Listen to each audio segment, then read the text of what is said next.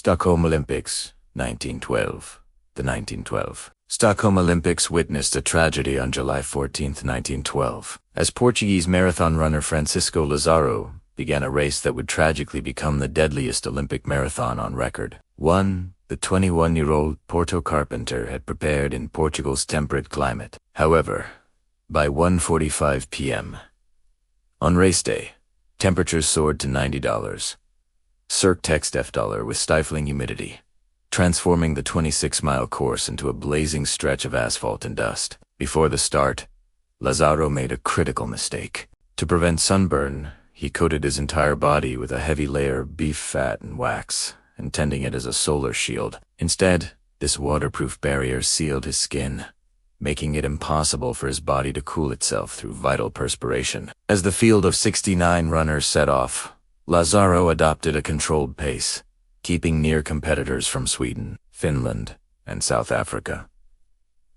The initial miles proceeded without issue, yet, as the sun rose over the Swedish countryside, temperatures continued their relentless ascent. By the halfway point, multiple runners had succumbed to heat exhaustion and were forced to withdraw. Lazaro pressed on, despite evident signs of distress.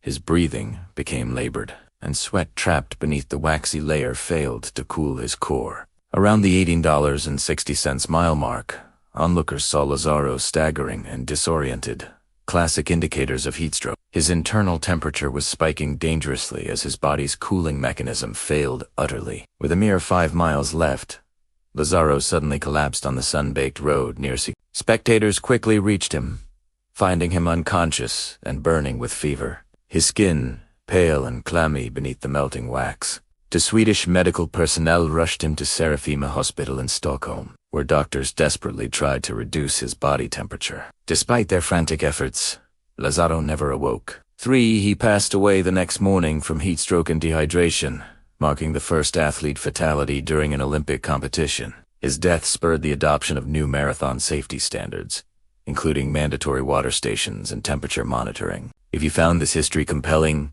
please take a moment to like this passage, subscribe for more historical content, and comment with your thoughts on these tragic events. Vancouver Olympics 2010. The 2010 Vancouver Olympics were marred by disaster just hours before the opening ceremony.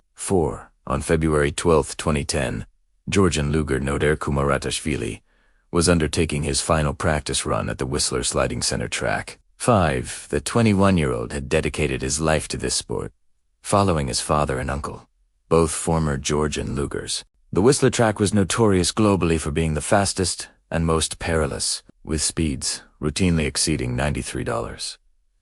Text $MPH on its $4,480 foot length. During the preceding training period, numerous crashes had occurred, raising serious safety issues. Italian luger Armand Zegalor had publicly condemned the track's design as excessively fast and hazardous, and Romanian racer Violeta Strumceraru had suffered a concussion after losing control at 4:44 p.m. Kumaritashvili launched from the men's start position, accelerating down the icy course on his small sled. The initial turns went smoothly as he gathered speed. Entering the track's most difficult section, he was traveling at approximately $90. Text mile per hour dollar. As he approached turn 15, known as 50/50ths, a problem with his steering arose. Video analysis indicated his sled began to drift slightly toward the outer wall. His attempt to correct by shifting pressure with his right leg was both too late and too forceful. His sled abruptly shot up the banking of turn 16, propelling him into the air like a missile. He was ejected from the sled at over $87. Text mile per hour, flying several yards before violently impacting a steel support pillar holding timing equipment. The trauma to his head and chest was catastrophic. Medical teams reached him immediately and administered CPR, but the injuries were He was pronounced dead at Whistler Healthcare Center at 5:50 p.m., mere hours before the start of the games. Track adjustments, including higher walls and additional padding around steel supports, were implemented instantly. Rome Olympics 1960. The 1960 Rome Olympics witnessed a tragedy on August 26, 1960, as Danish cyclist Knud Enemark Jensen began the $662 mile team time trial, unknowingly heading toward becoming the first athlete to die from drug use during Olympic competition. 7. The 23-year-old was a member of Denmark's four-man cycling squad, enduring the punishing road race under a scorching Italian sun, with temperatures peaking at $104 degrees Fahrenheit. Jensen had taken Ronicol, a blood circulation stimulant that was legal at the time but later banned due to dangerous side effects, particularly when combined with extreme physical stress and heat. The drug was commonly used by endurance athletes who mistakenly believed it boosted performance, but its effects in high heat were largely unknown. At 2:00 p.m. the Danish team started racing from Toronto to Caracalla, with Jensen taking his turns leading the line as they fought the oppressive heat and the challenging Roman countryside course. The team time trial demanded continuous teamwork and high speeds over the entire $62-mile distance. For the initial hour, Jensen seemed to handle the conditions adequately, rotating through the pace line and keeping up the requisite tempo. However, as the race wore on and the afternoon heat intensified, Jensen began to exhibit distress that his teammates initially dismissed as standard racing fatigue. His pedaling became erratic, and he struggled to maintain position during his turns at the front. By the $54-mile mark, with only 8 miles remaining, Jensen was clearly struggling. His teammates observed him weaving and appearing confused, yet they urged him to continue instead of recognizing the developing medical emergency. With 5 miles left, Jensen suddenly collapsed mid-ride, falling from his bicycle onto the hot asphalt. His teammates and race officials stopped immediately, finding him unconscious with severe signs of heat stroke. His body temperature was perilously high, and his breathing was strained and irregular. Italian medical personnel rushed Jensen to a Rome hospital, working to cool and stabilize him. Despite all efforts, Jensen died several hours later from heat stroke, aggravated by the circulation stimulant. The autopsy confirmed that the Ronicol, combined with the intense heat and exertion, had overwhelmed his body's ability to regulate temperature, triggering the first serious global discussions about Olympic drug testing. Athens 2004 and Rio 2016, the construction of Olympic venues has regrettably taken many lives,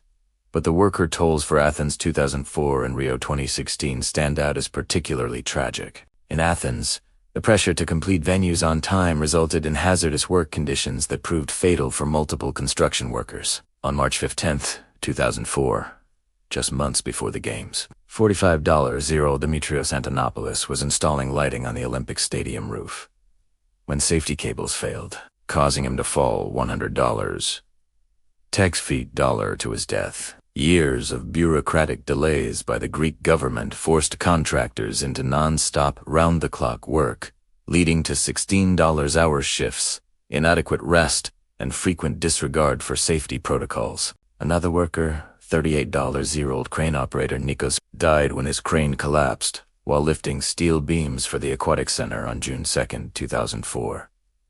The crane was operated beyond its rated capacity due to the accelerated schedule, and poor ground preparation caused the massive machine to tip, crushing George A. in his cab. A minimum of 4 construction workers died building Athens Olympic venues, with dozens more seriously injured. The situation for Rio 2016 was even more dire, with Brazilian officials confirming at least 11 construction worker deaths directly tied to the Olympic sites. 8 on March 27, 2013.